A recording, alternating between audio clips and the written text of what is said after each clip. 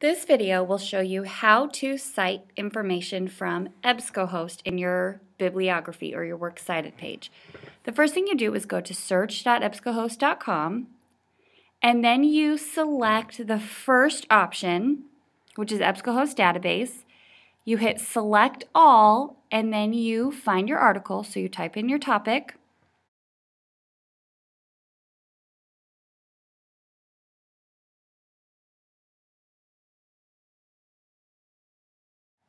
And then once you have that, over on the right, it should say Cite.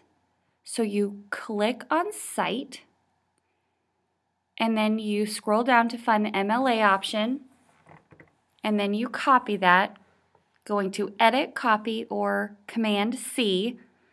Then you open up your Word document, and then you Command-V to paste it. You might have to reformat it, but at least you've got the information.